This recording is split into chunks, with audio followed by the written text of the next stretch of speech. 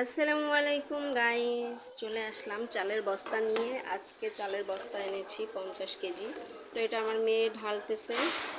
এদিকে চুলার উপরে তেল বসাই দিছি কড়াইতে। এই একটা ডিম, ফুচকা ভাজবো আর হচ্ছে চিকেন। এই দেখেন,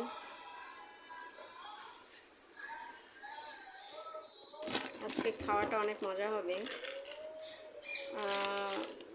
এই চিকেনটা আগে কখনো খাইনি, তো এই ফার্স্ট আনছি আমরা।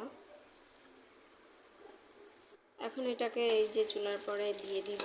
আগে হচ্ছে ফুচকাটা ভেজে নিই তারপরে, কারণ মাংসটা ভাজলে মাংসটার যে মশলাটা ওটাও এটাতে লেগে যাবে। এই জন্য ভাবলাম যে ফুচকাটা আগে একটু ভেজে নেই। আজকে ফুচকা খাবো, অনেকদিন ফুচকা খাই না। আর আমি হচ্ছে বিশেষ করে বাইরের ফুচকা বানানো এগুলা খাই না, বাড়িতেই বানায় খাই। ফুচকাটা কিনে নিয়ে আসি, কিন্তু মশলাটা বাড়ির মশলা।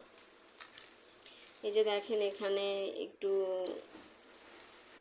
পেঁয়াজ, ধনিয়া পাতা, কাঁচামরিচ, শুকনো মরিচ সব দিয়ে মসুরির ডাল, আলু একসাথে মেখে নিচ্ছি।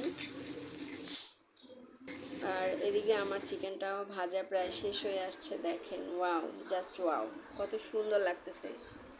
অথেন্টিক একটি খাবার।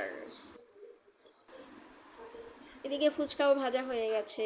যাক, সব এখন একসাথেই খাবো। এই যে আলু মিক্স করা হয়ে গেছে।